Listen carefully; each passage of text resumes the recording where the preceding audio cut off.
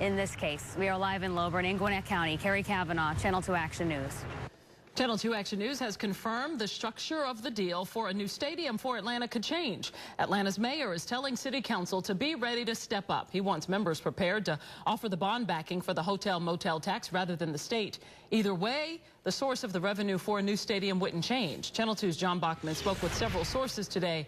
John's live in our newsroom with what he's learned. John? Jovita, we now know Mayor Kasim Reed met with city council members one by one to brief them on the stadium negotiations. Now, as part of those discussions, two council members told Channel 2 Action News that as state support for funding the stadium seems to be faltering, the city may take over the financing. Again, the money would still come from the hotel-motel tax fund, but the city would issue those bonds, not the state. They are the Atlanta Falcons, not the Georgia Falcons, and it seems the city is preparing to take over the financing to keep them here. And we can't shrink from that now. No, we have to continue to market the city of Atlanta and make it competitive, make it a great place to come and visit, not just to see the Falcons, because there'll be other uses for the stadium, but to make sure that our city can compete. For the first time, we're learning that the state may be shying away from issuing the bonds to cover $200 million of the proposed $1 billion stadium. The money to pay off those bonds would still come from the hotel-motel tax revenue, a tax charged to visitors staying in the city's hotel and motel rooms. I don't think it's robbery for us to try to meet him. It really would amount to be an 80-20 split.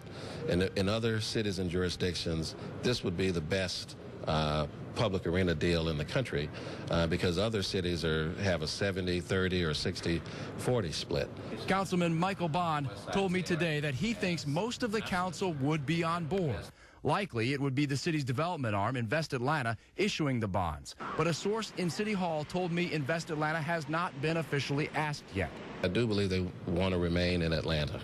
And we have to respect Arthur Blank for wanting to continue to keep the team here and continue to invest in the Atlanta community.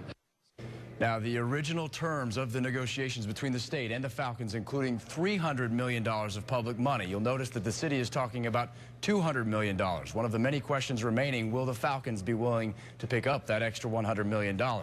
Having said all of that, again, everyone we talked to today has said they do not think the Falcons would seriously consider leaving Atlanta. We will keep working this story. Live in the newsroom, John Bachman, Channel 2 Action News.